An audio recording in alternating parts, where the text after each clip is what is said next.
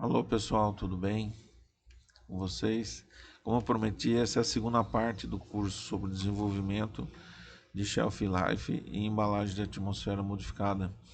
Então aqui nós vamos tratar dos aspectos relacionados realmente à efetividade da embalagem e as variáveis do dimensionamento e como a atmosfera modificada interfere no shelf life dos produtos de hortifruti, principalmente na linha de hortifrutis processados, né?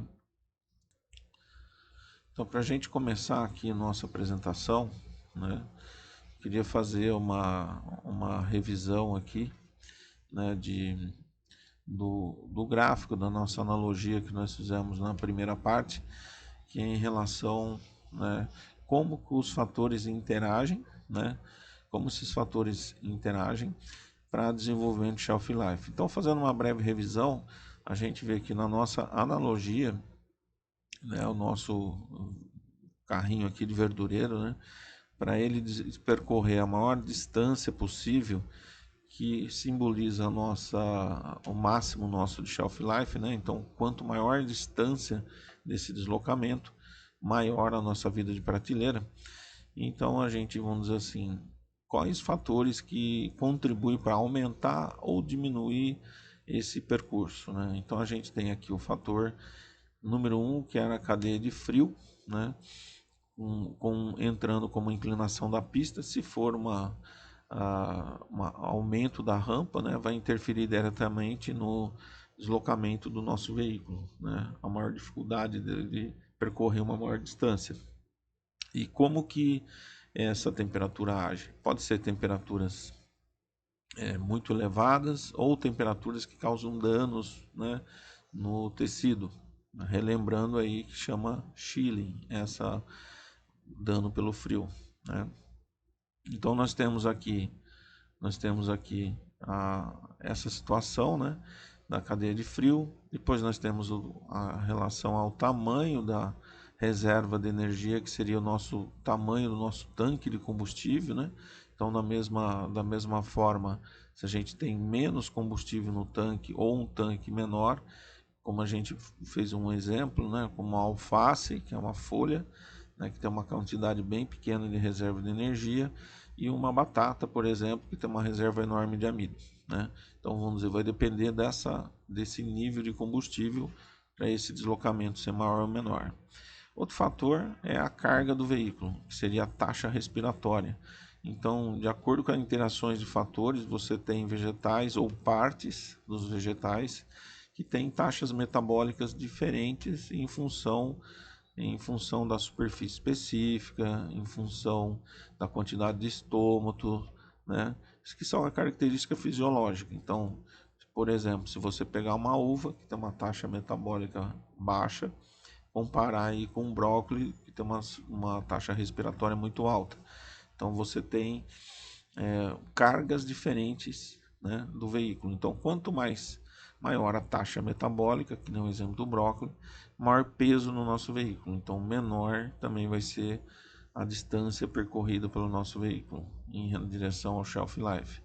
E aí você tem as técnicas de processamento e a qualidade da matéria-prima, tudo que envolve a questão de qualidade e técnicas de processamento, quando a gente trabalha no corte, lavagem do vegetal e até na recepção da matéria-prima, tudo que foi feito no campo. Isso atua como motor ou freio também para regular essa distância do nosso veículo percorrendo o nosso percurso. Então eles vão atuar como motor ou freio nesse percurso. E finalmente, o item que nós vamos tratar nessa segunda parte do nosso tema é justamente a atmosfera otimizada, né? A atmosfera modificada. E otimizada é um termo que eu gosto mais até do que atmosfera modificada, porque otimizada ela usa o ótimo para situações das variáveis anteriores, né, para obter o melhor rendimento possível em termos de modulação. Então ela vai entrar como, na nossa analogia, como a taxa, a caixa de câmbio, né, a transmissão, a modulação, vai fazer essa modulação para melhor marcha, né, para aquela situação, para percorrer a maior distância. Então, a atmosfera modificada tem uma relação muito direta como moduladora das demais variáveis, né? Então aqui a gente tem, de um modo geral, o máximo shelf life de um produto tem a ver com temperatura ideal de conservação, né, em todas as etapas. Um produto que tem uma alta reserva de energia, né, produto que tem alta reserva de energia, produto que tem o menor metabolismo possível, né, a menor taxa respiratória, e que tem um processo de matéria-prima, de escolha da matéria-prima e taxa respiratória do vegetal adequada, né? E taxa respiratória não, taxa de técnica de processamento adequada, mas somado uma atmosfera otimizada, você vai ter o máximo rendimento do shelf life, né? Vai ter um máximo deslocamento em distância percorrida aqui em vida de prateleira, beleza? Essa é uma pequena revisão aqui para a gente entrar aí no tema, né, do nosso assunto de hoje. Bom, quando a gente fala em shelf life, em atmosfera modificada, que eu gosto muito do tema atmosfera otimizada, então a gente tem embalagens tipo MAP, que significa atmosfera modificada passiva, né? Então, passivamente, quem vai fazer a modificação é o próprio vegetal no interior da embalagem. E a gente tem a atmosfera modificada ativa, né? Que é quando a gente utiliza o vácuo ou injeção de gás ou ambas as técnicas, né? Então, assim, para a gente caracterizar bem, né, um sistema e outro, né, e não que isso não possa ser integrado, mas definindo, vamos dizer assim, bem típico, né? Na atmosfera modificada ativa, quem faz a modificação da atmosfera interna do pacote é a respiração do vegetal que está vivo, como a gente viu nos nossos assuntos anteriores aí.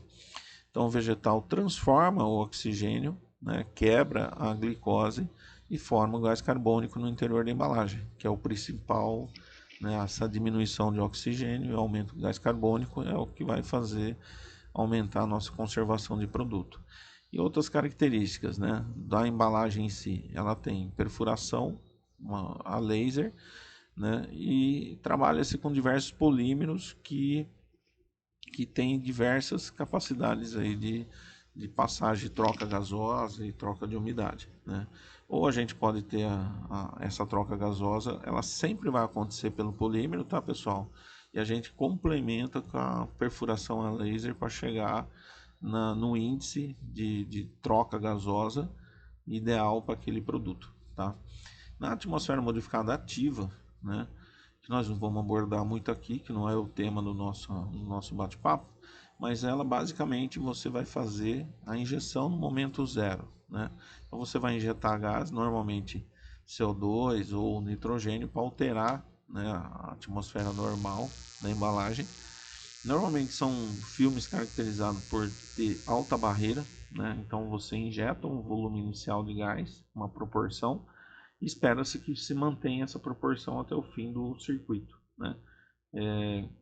Outra embalagem bem típica, que também o pessoal não chama, né, dessa forma, mas é sim uma embalagem de atmosfera modificada ativa, a embalagem a vácuo, né? Por exemplo, aqui um exemplo da embalagem de mandioca, é muito comum. Então você aplica o vácuo, né, reduz aí a proporção de oxigênio, de ar dentro da embalagem, né? Diminui bastante o nível de oxigênio, né, a quantidade de oxigênio. E normalmente também é um filme de alta barreira. Então, assim, a atmosfera modificada ativa normalmente são filmes de alta barreira e que você altera sem depender do produto que está dentro, altera a quantidade ou a composição gasosa pela injeção de gás ou pelo vácuo. Aqui um gráfico típico para a gente poder comparar os dois tipos de embalagens, né? Então, AMP ou MAP é atmosfera modificada passiva, tá, pessoal? E AMA, atmosfera modificada ativa, tá bom? Então, na atmosfera modificada passiva, você tem esse tipo de gráfico, né, com essa característica. Eu não gosto muito do termo atmosfera modificada passiva, que parece que é um negócio parado, né? Então muitas pessoas acabam interpretando, mas na verdade, o sistema de embalagem de atmosfera modificada passiva, que são as perfuradas a laser, o sistema é extremamente dinâmico, né, pessoal? Porque quem vai fazer a modificação da atmosfera é o vegetal que está lá dentro. Então, de passivo, na verdade, não tem nada. É um sistema extremamente dinâmico. O vegetal está consumindo oxigênio. Normalmente, quando a gente fecha a embalagem, a gente tem níveis na atmosfera perto de 21% de oxigênio. Ele, à medida que o vegetal vai respirando, isso vai decaindo ao longo do tempo, né? Aqui embaixo está em dias, né? Dependendo da taxa metabólica do vegetal, do corte, como a gente viu anteriormente, essa taxa é muito mais aumentada ou diminuída. Então isso pode acontecer em horas ou em dias, tá, pessoal? Então aí você tem normalmente uma curva típica dessa, né? Você tem um decaimento do oxigênio e um aumento, uma curva de aumento do gás carbônico, né? Então aqui você tem o gás carbônico partindo de 0,03, ele pode chegar a 5, 10, 15%, ou até muito mais, vai depender das condições, né? Então esse tempo que a gente chama de viragem, né? Esse tempo de viragem, ele tem a ver, né? Esse tempo de viragem tem a ver com o volume, né, de produto, que nós vamos detalhar isso mais adiante. O volume de produto que a gente tem dentro do pacote vai depender da permeação desse filme, né? Quanto que tem de permeabilidade esse filme, para ele, entre o que passa pela parede e o que retém no interior do pacote, né? É o saldo, né, que vai ser a nossa leitura da atmosfera interna no pacote. Tem a ver com a permeação do filme, né?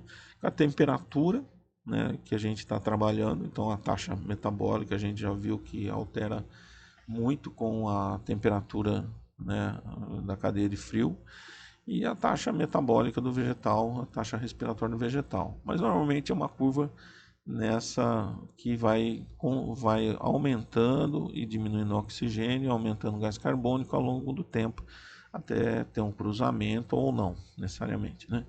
Na atmosfera modificada ativa, você vai ter essa situação, você injetando gás ou dando vácuo, você vai ter uma modificação instantânea dessa atmosfera, né? Então vamos dizer que eu quero uma atmosfera com 5% de oxigênio e 10% de CO2. Então você já injeta esse gás, né, já nessa proporção.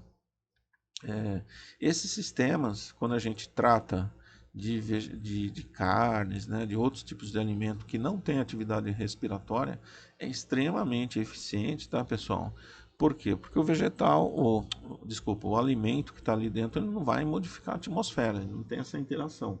Os vegetais, como eles estão vivos, né, essa interação é muito forte, e isso aqui tende a não se manter essa atmosfera inicial injetada, né? E é um sistema que, vamos dizer assim, que por conceito é um sistema que quer que ele seja passivo, que você quer que o vegetal, o alimento que está ali dentro, não tenha interação com esses gases, né?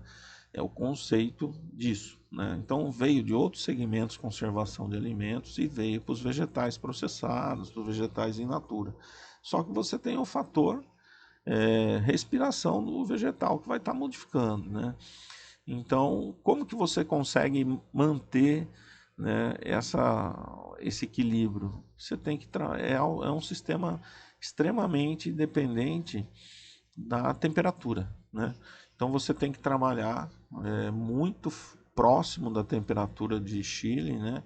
Muito próximo da temperatura ideal, de diminuição da taxa metabólica no mínimo possível para o produto, para que não a taxa respiratória final desse produto ele não acabe alterando, né, essa equilíbrio injetado, essa atmosfera de equilíbrio injetado no momento da injeção, para que ele não tenda a consumir todo o oxigênio e comece a ficar totalmente anaeróbico, né?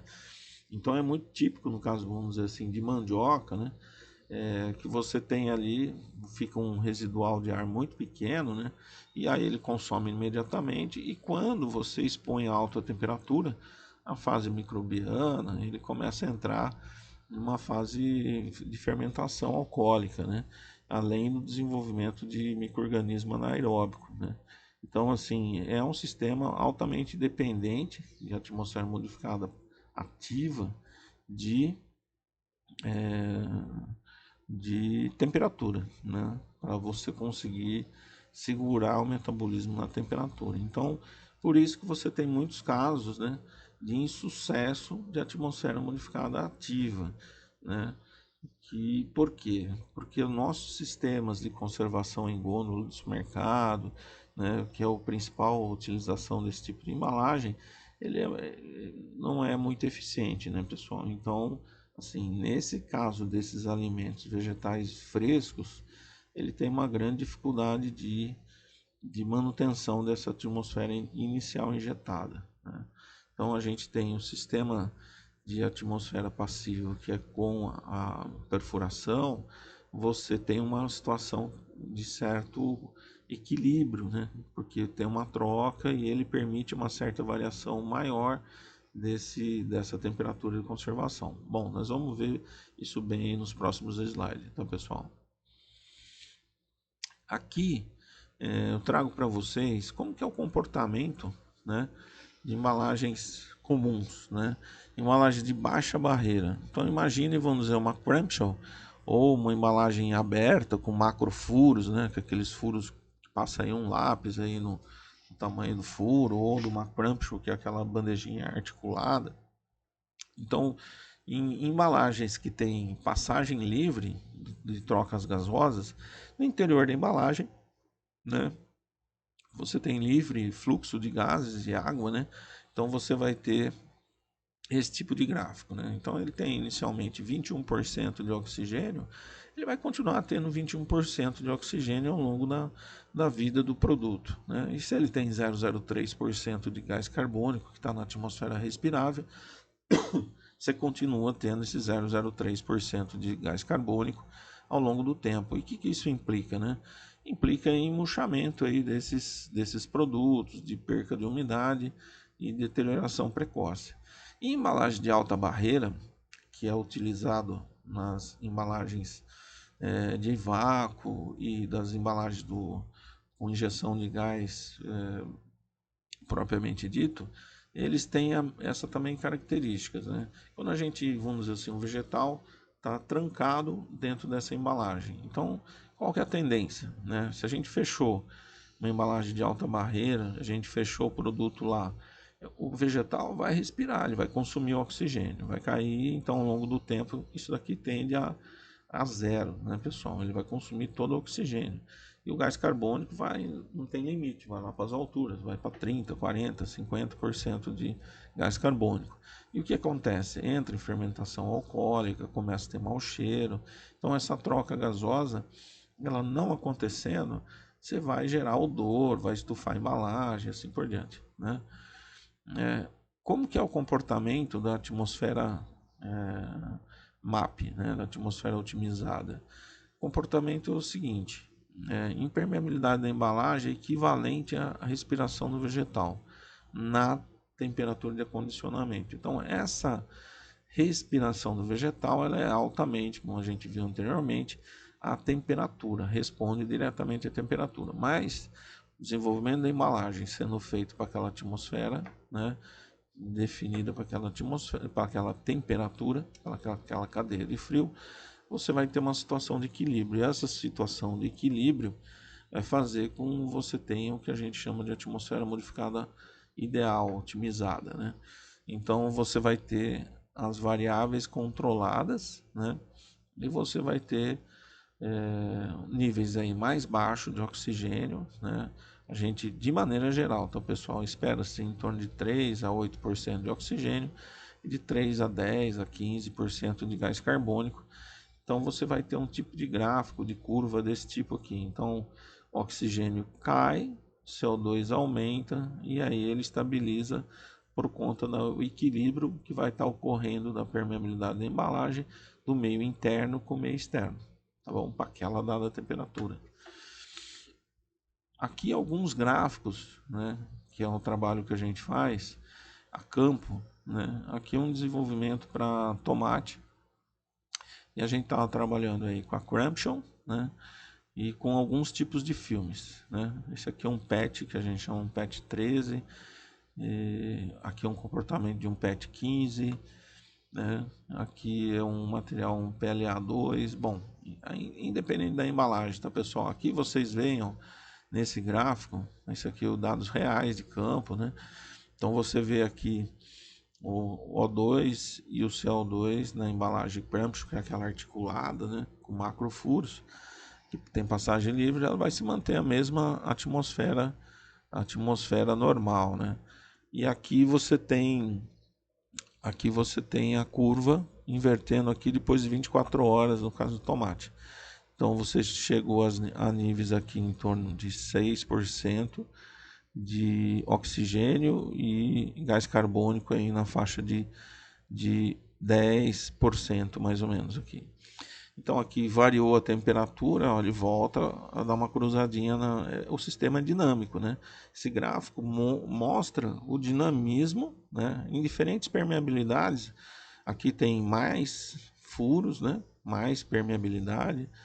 Aqui tem... Aqui, esse gráfico aqui está repetido, tá, pessoal? Então esse material aqui tem... ó, vamos pegar esse daqui e vamos comparar com esse. Ficou bem mais fácil vocês até entender. Esse gráfico significa o quê? O nível de CO2 subiu, mas não chegou a cruzar, tá, pessoal? Então ele está em torno de 10% aqui, nessa linha aqui, 10% de CO2. Variou a temperatura, esfriou um pouquinho mais aqui. Isso que aconteceu, na verdade, no cliente. Nós pegamos, isso aqui foi feito lá no sul, esfriou, então diminuiu o metabolismo, caiu um pouquinho aqui o nível de CO2, né? E aumentou de novo um pouquinho o oxigênio. Então você vê como é dinâmico, a embalagem de atmosfera modificada, né? Esse nome passível, por isso que eu não gosto muito, né? Porque é um sistema extremamente dinâmico, né? Então aqui você vê consegue ver essa variação, né? A gente faz leitura nessa embalagem e você acaba vendo a variação ao longo do tempo, né? Então assim, esses temas, vamos dizer assim, ele vai adaptando ao produto, né? Mas sempre vai estar trabalhando uma faixa. Aqui uma embalagem um pouquinho mais restritiva, então que o CO2 subiu para casa aí de 14%, e o CO2 caiu na faixa aqui de 8%, né? Então você vê que a curva chegou rapidamente no equilíbrio, e aí ele vai variar, abrir ou fechar essa boca aqui em função da temperatura ao longo do tempo. Então esse é o tipo de trabalho que a gente faz nos clientes, né? Justamente desempenhar, criar a curva da embalagem para aquela condição, né? Para aquela situação do embalamento. Bom, quando a gente fala em situação do embalamento, né? Como que são esses estudos de permeabilidade da embalagem? O que eles levam em conta? Então aqui, pessoal, eu gosto de falar assim, ó, a gente tem a embalagem, né? O que a gente faz, né, no desenvolvimento das perfurações? A gente primeiro fecha, né? Como se a gente tornasse a embalagem ela alta barreira, né? A gente fecha a permeabilidade a troca gasosas. Então aqui a gente não pode ter vazamento, nas soldas a gente não pode ter um material, um polímero que tem uma permeabilidade maior do que a taxa respiratória do vegetal. E a gente complementa a permeabilidade do polímero com as perfurações, as microperfurações a laser, né? Então aí a gente vai abrindo a torneira. Muito parecido do que a gente está fazendo aqui, ó, nesse gráfico que a gente está demonstrando como que a gente trabalha, né? Então vamos dizer assim, aqui a torneirinha, né? Aqui a torneirinha está mais aberta, aqui a torneirinha está mais fechada, o CO2 subiu mais, o oxigênio caiu mais, entendeu? Então, vamos dizer assim, essa é a forma, né, na prática que a gente faz esse trabalho. Então, assim, existe uma embalagem pronta para cada produto? Não existe, né? Se a gente viu aí que tem toda essa variável, né, dos produtos, né, essa variação, então é muito difícil fazer Ctrl+C, Ctrl+V, mas vamos lá. Quais são os variáveis, né, nesse estudo de permeabilidade? Primeiro, a taxa respiratória do vegetal, né? A gente sabe que um brócolis respira, tem uma atividade metabólica muito maior. Aí, aquele produto, qual que é a composição e peso dos ingredientes? Muitas vezes, nos vegetais minimamente processados, a gente tem composições de produtos, né? Então, vai complicando, né? Então, por exemplo, tem um brócolis com uma couve-flor, com uma cenoura. Então, os mix são variados, né? Alface crespa com rúcula, com agrião, com tomate, com cenoura. Então, a gente tem que saber o peso de cada um e a composição, né, real, né, dos produtos que estão ali dentro. Peso total, para a gente determinar o headspace, o tipo de corte e o processo. Então a gente viu que o corte, né, na primeira parte da nossa conversa, a gente viu que o corte interfere na taxa respiratória, a gente aumenta a superfície de contato, né? A gente sabe que o processo, né, um processo de uma técnica de processamento mais agressiva ou mais adequado, ou mais adequada, né, interfere nessa taxa metabólica muito, né? Se a gente tem uma couve que foi fatiada, vamos dizer assim, com uma lâmina não afiada, né? Então, o que, que vai acontecer? Vou ter uma superfície de contato maior, né? Se eu tenho aquela superfície maior, o que, que vai acontecer? Vou aumentar minha taxa metabólica, né?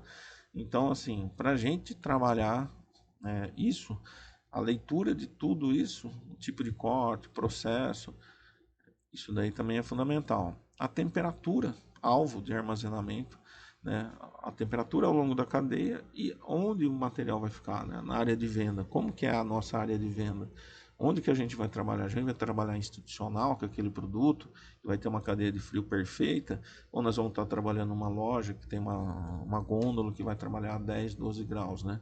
Então a temperatura real, né? Onde vai ficar a maior parte da vida do produto, a gente normalmente faz o trabalho hoje em cima da temperatura de área de venda, né, que o cliente vai viver a maior parte do produto. Muitas vezes no seu processo, você tem ali o processo ideal, tudo, mas você tem 24 horas do produto dentro do sistema perfeito, dentro da sua cadeia de frio, se for perfeita, e depois a gente tem aí um quinto da vida do produto, um sexto nesse sistema, e cinco sextos, né? Aí a maior parte da vida, e 80% da vida do produto, está em área de venda em terceiros, né? Então você tem que otimizar essa atmosfera para a sua temperatura de trabalho efetiva. Então ali essa questão do headspace, o que é esse nome aí, headspace? Então imagine, vamos dizer assim, eu tenho um saquinho, sei lá, 25 por 30, aí nesse saquinho eu ponho 100 gramas de alface inteira, por exemplo, né? E sobrou muito espaço. Então aquela 100 gramas de alface vai ter que converter, né, aquele ar que tem no interior do pacote, vamos dizer que tenha 1 litro de ar, né? Então 100 gramas de alface vai ter que converter 1000 ml de ar, né? Agora se eu tiver 200 gramas de alface, isso vai acontecer mais rápido? Sim, vai acontecer muito mais rápido. Então, assim, a quantidade de ar em função da quantidade de produto no interior do pacote faz toda a diferença no tempo de virada, que é aquela curva aqui, né? Até ele chegar nesse ponto de virada, né? Então aqui a gente tem, vamos dizer assim, pode ter tempos assim de horas, como pode ser dias ou ele nem acontecer se você tem uma embalagem mal projetada em termos de volume de produto em função de volume de pacote, né? Então isso daí é muito importante também, né? O polímero da embalagem, você tem polímeros que são mais permeáveis e menos permeáveis, né? Então tem, vamos dizer, polímeros que têm baixa resistência à passagem de gás carbônico, tem alta barreira. Então tudo isso tem que ser analisado, né? A medida da embalagem também interfere em relação até à posição do furo, né? Então a gente brinca assim, que a embalagem, você tem um pacote 25 por 30, né? Num saquinho, né? Normal, né? E aí você tem um saquinho formado em flow pack, ele é uma posição invertida em relação. Só acreditem nisso, tá, pessoal? Não vou entrar muito a fundo, mas um saquinho de flow pack, que é embaladura vertical, e um saquinho pré-formado, né? Eles têm posições diferentes, né? Isso acaba, não dá para você travar por, vamos dizer, essa distância entre furos. Aí eu tenho que modificar em função do posicionamento da linha de perfuração na embalagem, tá? Mas acreditem, o tamanho da embalagem muda totalmente, né? Se eu pego um saquinho 20 por 30, vou mudar para 25 por 25, é o mesmo volume, só que as perfurações acabam mudando o posicionamento e eu acabo mudando a embalagem, a taxa de permeabilidade dessa embalagem, tá? Então isso também interfere bastante. Então a definição, primeiro da medida, é fundamental na embalagem. A definição da MAP-alvo, o que é isso? Onde que eu quero chegar? Né? Qual que é a atmosfera ideal de conservação daquele produto? Tudo isso a gente vai estar orienta os nossos clientes. Né? Onde que a gente quer chegar? É 3% de CO2, de oxigênio, perdão, e 8% de CO2? Não, é 10% de oxigênio e 5% de CO2. Então, assim, qual que é o meu alvo? Né? Então, quando a gente fala de alvo, né, aqui tem um dos gráficos que a gente utiliza e são dados que a gente vai compilando na literatura internacional, aí do que a gente tem à disposição, para a gente chegar. Qual que é o objetivo no nosso dimensionamento de embalagem? Chegar, definir um alvo do que é o ideal. Então, por exemplo, o brócolis ele tem uma faixa relativamente estreita, né? Então, para o brócolis, a atmosfera ideal seria chegar entre 2 e 3%. Ó, aqui embaixo é o oxigênio e aqui na vertical o nível de CO2. Então aqui você tem o nível de oxigênio e aqui o nível de CO2. Então no gráfico você tem entre 2 e 3% de oxigênio e de 5 a 10% de CO2 como um alvo ideal para o brócolis, que é muito diferente do espinafre, que está em torno de 7 a 10% de oxigênio e de 5 a 10% de CO2, né? Então aqui, ó, melão cantaloupe, nós estamos falando de 3 a 5% de oxigênio e de 10 a 20% de CO2. Então, esse alvo também é fundamental, né? Não é todos os vegetais são alvos iguais. Então não dá para você, lógico, você não vai ter uma embalagem, né, para cada produto, né? Mas você tem famílias, agrupamentos, né, que você tem alvos diferentes de chegada, né? Isso a gente apresenta isso para os clientes, tá bom? Bom, quais são os principais benefícios, né, metabólicos aí da atmosfera otimizada ideal, na atmosfera de chegada ideal, né? Aqui a gente, vamos dizer assim, colocou aí genericamente, né, de 3 a 8 de oxigênio, que a maioria dos vegetais está em torno disso, tá, pessoal? De 3 a 10 de CO2, beleza. O que é essa atmosfera ideal? Ela vai nos propiciar. Ela vai fazer o quê? Vai diminuir primeiro a nossa taxa respiratória, né?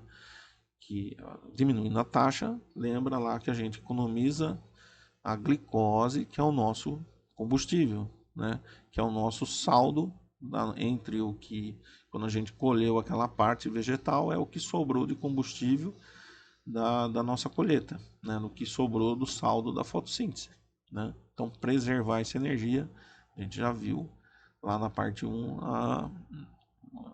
que é o grande desafio aí da conservação de energia, né? O retardo da senescência, que é o amarelecimento, né? Que é a quebra da clorofila, que é o envelhecimento do produto, né? Então a gente consegue diminuir o envelhecimento precoce do produto.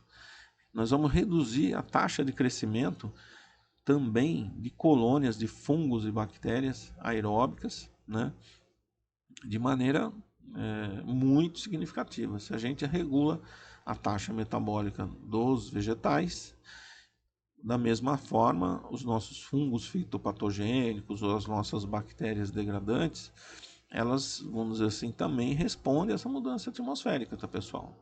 E extremamente responsivo a isso. Então, a gente restringir o nível de oxigênio e elevar a taxa de CO2, eu também vou diminuir essa reprodução de colônias, tá? Aumentando muito a segurança do alimento e a conservação de pós-colheita desses alimentos.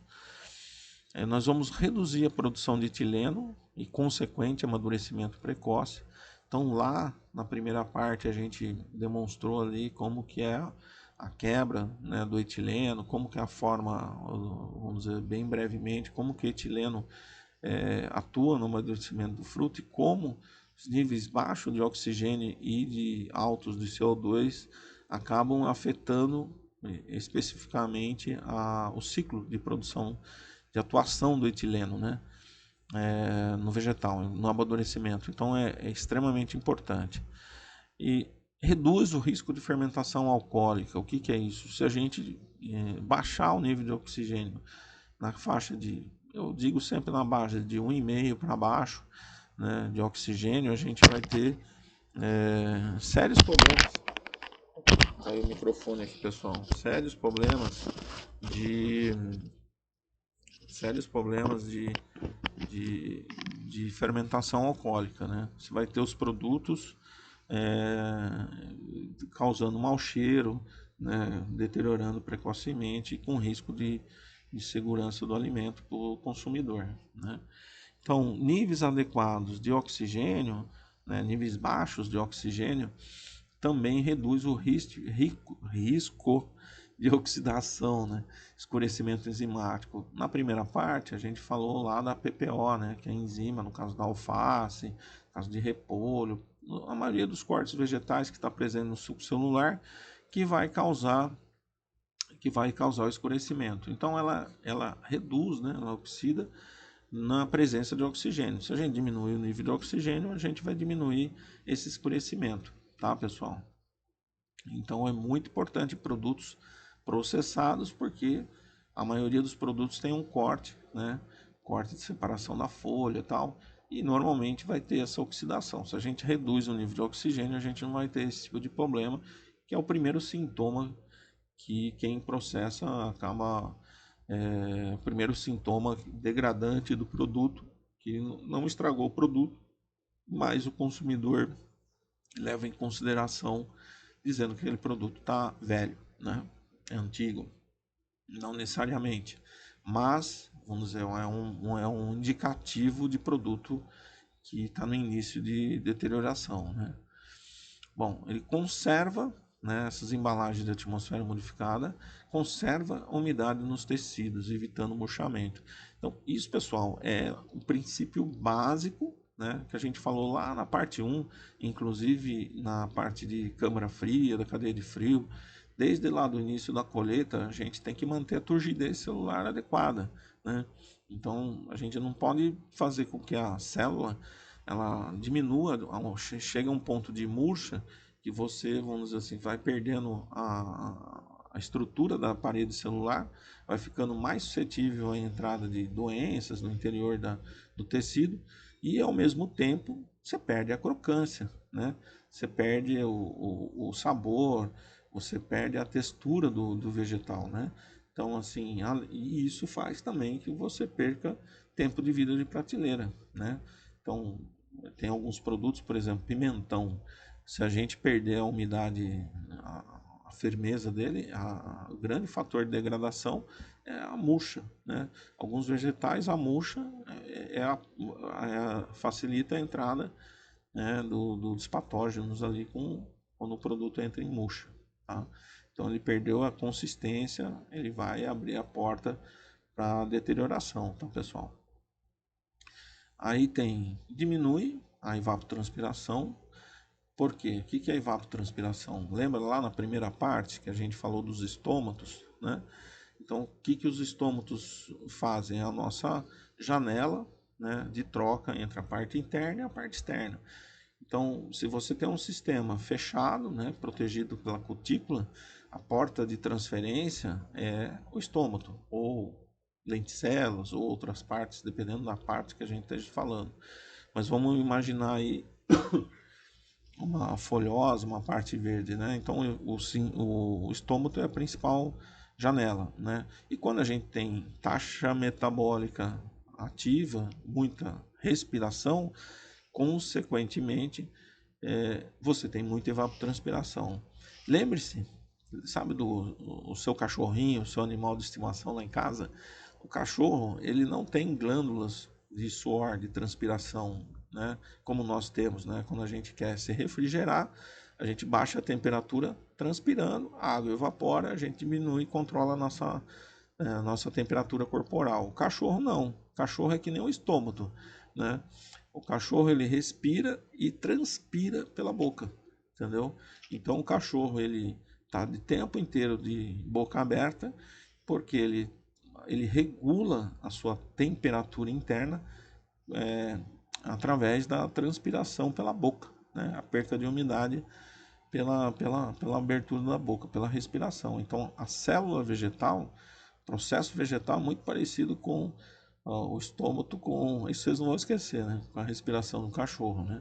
Então, vamos dizer, ele perde água e gases pela transpiração, né, pela abertura estomatal e é extremamente importante. Lógico, em caso de vegetais processados, né, que você cortou, eliminou, vamos dizer, a barreira da cutícula, vai ficar, à medida que você fatia, vai se tornando mais irrelevante. Se pegar um limbo de uma folha inteira, uma alface, você cortou, só destacou a folha, é muito importante na parte estomatal, né? Mas quando você fatia ela em fatias de 5, 10 milímetros, por exemplo, aí realmente o corte é o ponto mais importante aí da controle dessa transpiração, né? Então aí a qualidade do corte entra na segunda parte, na primeira parte, mas na parte que a gente falou da qualidade do processo, né? Bom, benefícios da atmosfera ideal. Reduz o ritmo do metabolismo enzimático em geral, aumentando o pós-colheita. Então, como a gente conversou, né, do metabolismo da morte, o vegetal ele está se preparando para a morte. Então, se a gente tem um metabolismo reduzido, né, a taxa respiratória reduzida, quer dizer que o nosso metabolismo enzimático em geral, né, a gente também vai reduzir. E reduzir o metabolismo pós-colheita é igual a aumentar o shelf life, né? Porque a maior parte, né, do metabolismo pós-colheita está voltado à recuperação de nutrientes e à reprodução vegetal, né? Então, o metabolismo do amadurecimento, o metabolismo, vamos dizer, da própria oxidação do tecido, que tem a ver a recuperar, né, degradar aquele material para reutilização do nutriente em matéria orgânica. Então, reduzir a taxa respiratória também reduz o metabolismo do vegetal, o metabolismo da morte, tá bom, pessoal? Então, de maneira geral, aumenta com todas essas variáveis, imagine todas essas variáveis interagindo, lógico, de maneira geral, vai aumentar o shelf life. E pessoal, quanto pior o produto, a gente fala assim, dentro do nosso desenvolvimento, a gente fala assim, quanto mais o produto mais perecível, né, mais problemático, é onde a atmosfera modificada vai ser uma ferramenta mais útil. Por exemplo, qual que é o sentido de eu aplicar uma embalagem de atmosfera modificada em batatas inteiras aí que você tem aí 2, 3 meses de banca sem, né, tem baixa perca de umidade. Uma batata tem, vamos dizer, com a casca, né? Estou falando batata com a casca. Ele tem baixa perca de umidade, ele tem, vamos dizer, um shelf já muito longo, né? Vamos dizer, tem um tanque de combustível gigante. Não tem muito sentido de você aplicar embalagem num produto que já tem alto shelf life, né? Que quando a gente aumenta o shelf life tem a ver com a comercialização também, né? além da segurança alimentar, mas tem a ver também com a parte comercial. Então, assim, produtos que têm metabolismo acelerado, né, que tem um índice de vida em prateleira muito curto, que é aquele gráfico, aquela analogia que nós fizemos, são os produtos que a atmosfera modificada e outras ferramentas que a gente apresentou aqui são fundamentais. Quanto mais perecível, né, maior a eficácia e a necessidade de se aplicar essas ferramentas tecnológicas, tá bom? Sendo que a atmosfera modificada é uma das ferramentas, né? É a ideia de fazer o todo. Isso nós vamos apresentar abaixo aí, essa ideia do todo, tá? Bom, quando a gente fala de embalagem adequada, otimizada, né? E a gente fala em ganhos de shelf, né? Então, quais as vantagens da gente ter uma embalagem realmente otimizada, adequada? Bom, primeiro, né, aumento da vida de prateleira dos vegetais, com redução de percas, segurança do alimento, aumento da confiança do consumidor, ganho em crocância dos alimentos, com redução da perca de água, segurança do alimento, né, de novo, né, em redução do desenvolvimento microbiano e de recontaminações, uma embalagem macro perfurada, você tem sempre a possibilidade de recontaminação ou de contaminação a qualquer momento, né, mesmo que sejam produtos in natura. Isso é um ponto, pessoal, que na nossa legislação fala que o cara do in natura, que nem é o minimamente processado, o vegetal higienizado, tem que se preocupar muito, porque o enfoque lá fora do país hoje não é tanto só LMR, nível defensivo. Hoje o grande enfoque do produto in natura, o pessoal, é não ter agrotóxico, né? Lá fora, na Europa, no mercado asiático, europeu, o grande foco é contaminação microbiológica, né? E o produtor tem que se ligar que, mesmo o produto dele sendo in natura, ele é responsável pela segurança do alimento daquele produto, né? Ele pode responder se ele tiver uma contaminação aí que vai causar um problema aí com o consumidor final, né? Então é muito importante se preocupar com a embalagem, que a embalagem, ele, vamos dizer assim, trazer realmente segurança efetiva ao alimento, proteger, né? As embalagens que se abrem, né, o produto são as crumptions, a embalagem com macrofuros, elas não trazem uma função de shelf, elas não trazem uma função de segurança do alimento.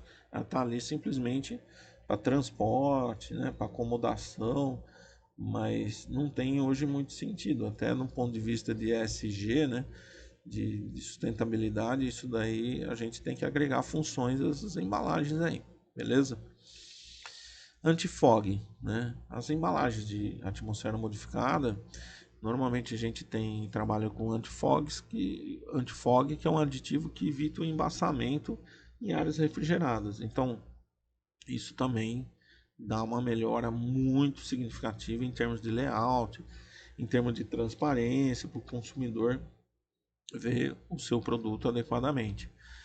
A questão de lacrabilidade e violabilidade da embalagem, né? Então você, além da segurança do alimento, né, que a gente falou tanto aí, a questão de sabotagem, adulteração, multa, né, por não ter o peso. Então quando você perde água, você também, né, perde peso, né? E muitas vezes pode ter uma fiscalização da Anvisa, do Inmetro, e a sua embalagem não tem aquela quantidade, né, aferida, né? É muito comum no caso de uva, no caso de tomate, né? O pessoal abrir, tirar aquele podre, fecha de novo, né? Vai reduzindo o tamanho, né? Mas na hora que vê não tem o peso, né? Além da perca de umidade, que é muito significativa. Quando a gente fala em ganhos comerciais, né, de uma embalagem adequada, né, formação de unidade de venda comercial, então vamos dizer, se adequa a comércio digital para entregas, né, para não ter contaminação e não ter adulteração de peso, tudo isso daí é muito importante para o varejo, né? Você ter uma formação de uma unidade de venda comercial, né? Redução de mão de obra em preparo e no embalamento. Então, um projeto bem executado, né? Projeto bem executado, ele vai reduzir o seu tempo de pré-preparo, o seu tempo de embalamento. Então, a gente entra em todo esse processo para otimizar também a sua unidade, sua planta de embalamento, né? Seja ele com automação ou com simplesmente colocação dentro da embalagem, os sistemas que tem hoje para fechamento e para pré-embalamento. Redução de custo do produto. Você vai ter ganho de escala, ganho de processo, ganho logístico, na segurança, na confiança do consumidor.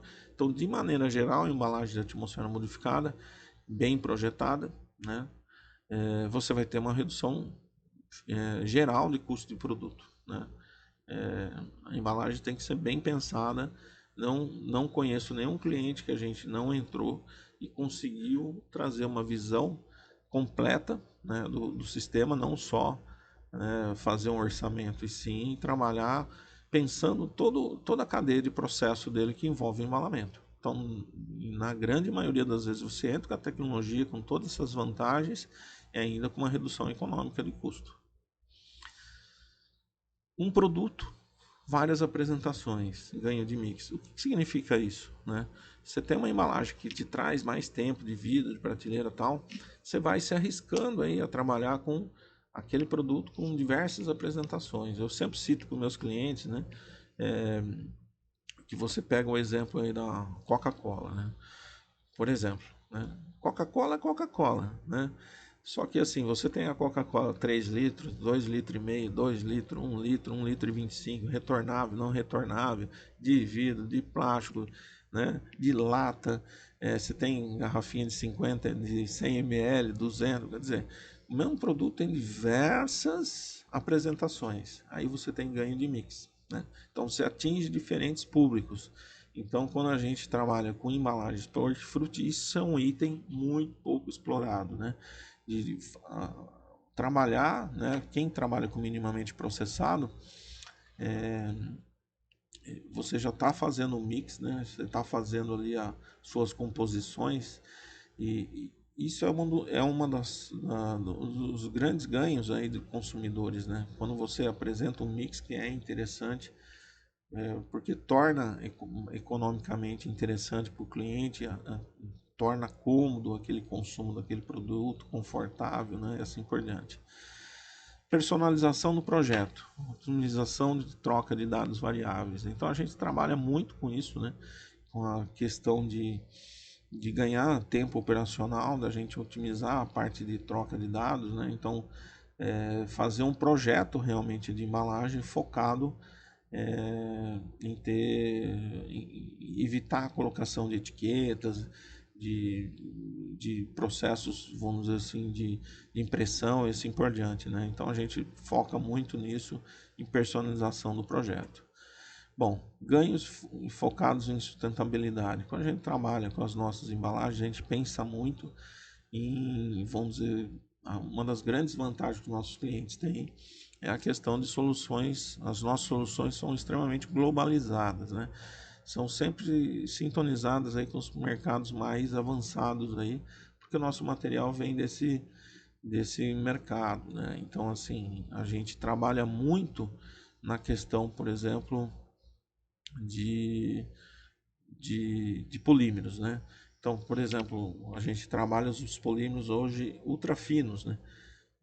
Justamente para a gente diminuir lixo já na origem, né? Então, hoje nossos filmes são os filmes mais finos do mercado e cada vez a gente quer trazer os filmes cada vez mais finos, com as mesmas propriedades, né? Justamente para a gente, vamos dizer, reduzir esse material de plástico, né? Esses insumos aí na origem. Bom, a gente trabalha muito a questão de ganho de automação, escala, padrão, agrupamento, faz a leitura, né, de tempo, de processo do cliente, para a gente poder trabalhar esse ganho, né, na hora de fazer o fechamento. Redução de estoque, né? Então você sai de uma diversidade enorme de produtos, né, para compor aquela embalagem. Então hoje você tem às vezes clientes que trabalham com bandeja, etiqueta, filme, né, um monte de embalagem secundária, assim por diante. A gente tenta fazer esses ganhos, né, fazer essa adequação do projeto para que a gente consiga reduzir isso de maneira a trazer economicidade em termos de produto, em termos de almoxarifado, controle de estoque e e redução de mão de obra também, né? Bom, como eu falei para vocês, o nosso foco é trabalhar com materiais, monomateriais, né? Trabalhar não com filmes laminados, né? Que você não consegue esses filmes laminados você fazer reciclagem, né? É impossível você pegar um PET com PE e imaginar que isso consiga um dia ser reciclado, né?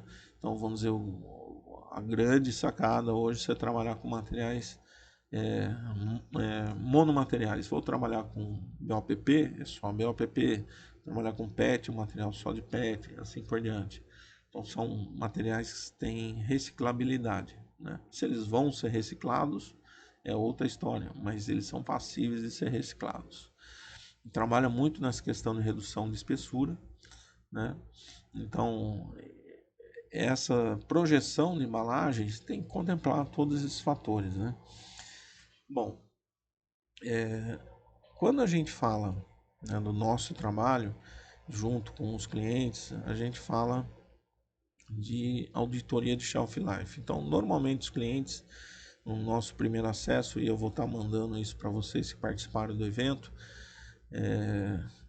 a gente manda um relatório, né, um questionário,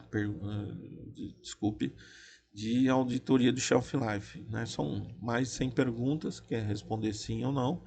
E essas perguntas a gente monta, né, de maneira didática aí, um, um gráfico, né, que vai dar aí os quesitos, como que está o comportamento do seu, né, no estádio atual, com base em todo esse conteúdo que a gente passou na parte 1 e na parte 2, né, como que está cada item posicionado dentro da dentro da qualidade do, do processo seu, como que ele está dentro do shelf life, né? Como que ele está posicionado em termos de garantir um máximo shelf life, né? Então a gente usa o critério do barril da lei do mínimo, né? Que é muito usado na agronomia. Isso aqui foi o Malavolta da Exalc, que criou esse conceito da lei do mínimo, né? E a gente, por analogia, também utiliza esse conceito, né? Que diz que o shelf life será afetado pelo processo limitante, ou seja, pela ripa mais baixa. Lógico que a ripa de um barril, pense um barril de vinho, né? Ele tem ripas largas e ripas estreitas, mas não importa a importância daquele item isolado, mas se a gente tiver uma ripinha estreita, né, de menor importância, mas se ela tiver mais baixa, ela vai limitar o volume de água do nosso barril de vinho, assim por diante. Então, mais ou menos nesse conceito, a gente traz aqui 13 itens, né, grandes itens, que a gente considera essencial para desenvolvimento direto ou indireto para o desenvolvimento de um shelf life adequado dentro de uma empresa de vegetais minimamente processados, né? Então, esses itens são, né? Aqui nós temos aqui a primeira ripa, é uma referência, uma ripa de referência, nota 10, né? Então, imagina aqui, ó, nosso barril, se todas as ripas estivessem na borda de cima, o nosso volume de água, que é o nosso shelf life, ele estaria até na borda, né? E eu vou ter o máximo de shelf possível naquele processo, né? Aí, cada ripa mais baixa vai estar delimitando o volume desse barril pela ripa mais baixa. Então, aqui é um exemplo fictício, tá, pessoal? De notas dessa auditoria. Então, você tem a questão de itens ligados à origem da matéria-prima, aí entra várias avaliações, tá? Em relação à origem da matéria-prima, em relação a critérios de qualidade da matéria-prima, tá? Vários itens que estão dentro dessa auditoria, em relação à rastreabilidade de matéria-prima, em relação à parte documental de processo, né?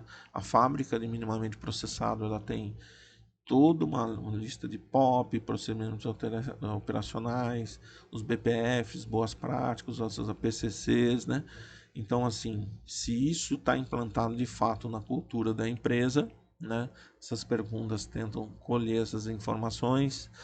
Recebimento da matéria-prima, os critérios de matéria-prima de recebimento, como está a estocagem dessa matéria-prima, né? Como que é a estocagem dessa matéria-prima, o recebimento dessa matéria-prima, a cadeia de frio, como que é a cadeia de frio ao longo do todo o percurso do produto, como que a empresa trata isso, como a empresa trata a parte de pré-lavagem e preparo, como ela trata a parte de corte da matéria-prima, como ela trata a parte de lavagem, sanitização e centrifugação, como ela trata a parte de embalamentos e embalagens, né?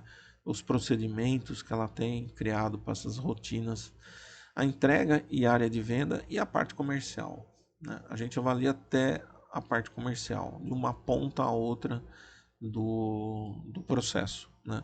Como cada uma dessas interações, quando vocês receberem as perguntas, as próprias perguntas são as respostas, pessoal, né? Então, assim, nas perguntas estão as respostas, né?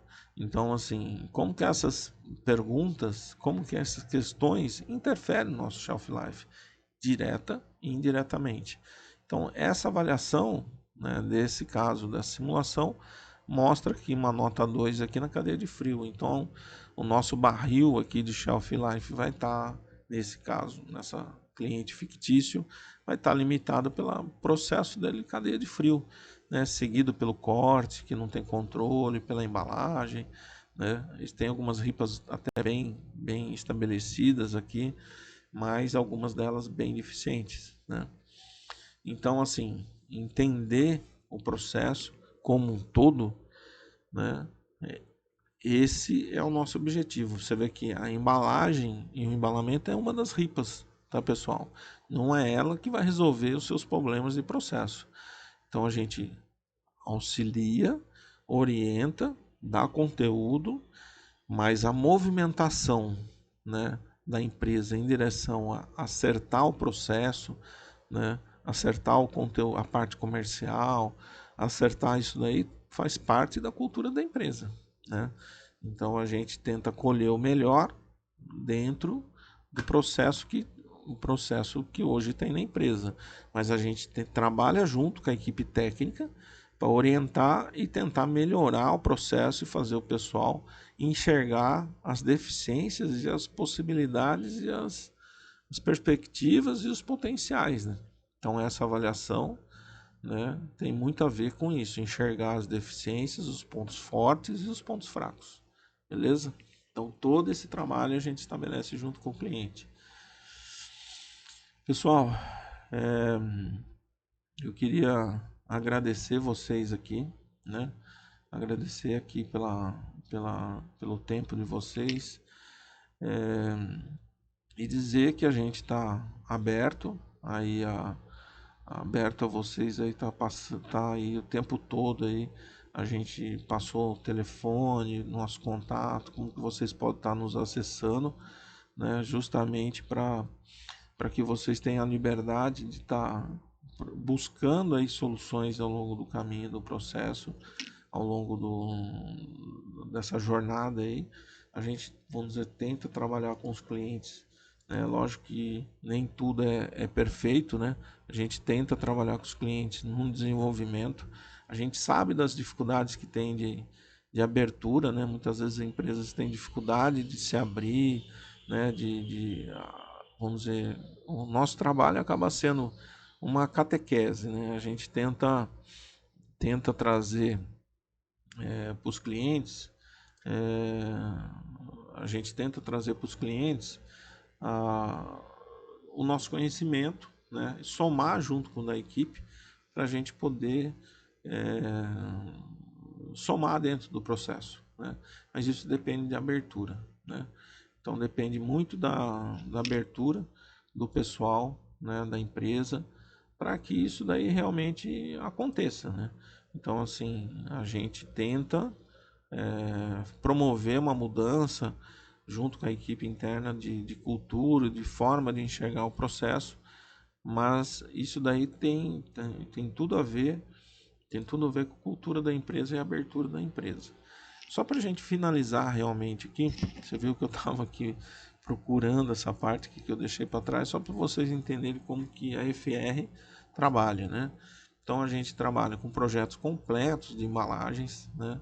A parte de design e clichêria, a parte de gráfica e formatação.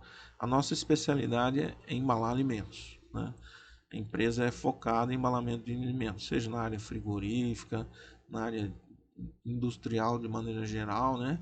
E a linha de hortifruti é a linha que eu cuido, né? Então a linha de hortifruti é a parte que a gente cuida dentro da empresa. Então, assim, a nossa visão, nossas soluções tem a ver com monomateriais, né? Esses são os materiais que a gente trabalha, são materiais ultra finos e recicláveis. Então, a gente trabalha com BOPP para sacos e bobinas, para máquinas embaladoras verticais e flow packs, PET para termoselagem, termoformagem, LPD são filmes de termoencolhíveis para a linha de hortifruti. A gente já tem alguns projetos bem desenvolvidos com impressão de filmes termoformados, termomoldáveis, né? Filmes para linha de micro-ondas e filmes para bolsões, né, de hortifruti. Aí a gente tem nessa mesma gama de produtos, né, a gente tem a linha de filmes compostáveis. Então são linhas de filmes de celulose e de PLA, né, que são polímeros à base vegetal, não à base de petróleo. Então esse daí a gente consegue trabalhar também com embalagens perfuradas laser para sacos, para flow pack, para termoformagem, né? Inclusive a gente tem linha dessas embalagens para vácuo e barreira, bandeja de papelão e PLA. A gente tem uma linha de filmes compostáveis completa, né? Em alguns, a gente vem trabalhando em alguns projetos aí para colocação desses produtos aqui no Brasil de maneira efetiva no setor de hortifruti, né?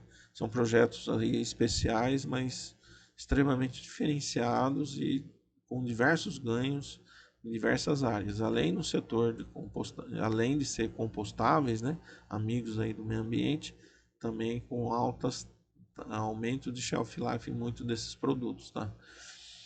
Bom, além disso, né, trabalhar puramente na embalagem, a gente trabalha forte com os clientes como um todo, em parceria em projetos de automação do embalamento, trazendo a nossa experiência, trazendo os parceiros, as empresas, né, levar os clientes para conhecer outros produtores, né, conhecer equipamentos, empresas aí de automação, né, e fazer esses estudos de viabilidade técnica, né. A gente trabalha fazendo desenvolvimento técnico personalizado, né? Com esse conhecimento que a gente demonstrou nessas duas palestras aqui, é a base do nosso trabalho, é entender o processo para fazer a melhor recomendação, né? Fazendo monitoramento e medições de gases em tempo real para conseguir determinar a melhor atmosfera, a embalagem otimizada do seu processo, né? E a gente trabalha sempre com melhoria de performance da embalagem constante, né? O processo de desenvolvimento de embalagem é uma constância, né? Dessa forma que a gente enxerga. E trabalhando com o grupo FR Embalagens, você vai ter sempre garantia de suprimento e sustentabilidade. Por quê? Porque nós estamos localizados em Sumaré, a gente tem o nosso CD sendo distribuição aí há mais de 20 anos, né? A gente tem uma logística consolidada. O hortifruti hoje a gente tem um trânsito aí de 25 a 30 containers de filmes aí a ano, né? Então, assim, cada 15 dias nós temos containers chegando. Então, a gente tem um fluxo de material mesmo sendo importado constante de abastecimento. Então, a gente tem uma logística muito forte, muito consolidada. Nós temos a distribuição para a América Latina da Bolloré. Então, isso nos dá segurança de qualidade, extrema qualidade de materiais de alta tecnologia, né? A gente trabalha com todo o planejamento de demanda e consumo desses clientes para a gente ter segurança quanto a esse suprimento, né, constante, né? Então, e não posso deixar de falar que é um grande diferencial do nosso trabalho, né? E as nossas soluções, né, como a gente bem falou das partes compostáveis, materiais, são altamente alinhadas com os projetos mais modernos do que tem no mercado europeu, americano, focado em sustentabilidade e materiais modernos, beleza? Pessoal, eu queria mais que tudo aí agradecer aí, né, essa 1h10 praticamente aqui de eu falando, né? Agradecer aí a paciência aí de vocês aí tá ouvindo aí, tudo bem que gravado vocês podem começar a parar, né, e voltar, né? Tentei produzir um conteúdo aí para vocês aí de qualidade Muitos de vocês são meus clientes, eu agradeço aí pela confiança, pelo tempo aí de parceria que a gente já tem. E estou sempre à disposição aí para a gente tá visitando, tá entendendo o projeto de vocês. E vamos aí para a próxima, tá bom? Muito obrigado, até lá.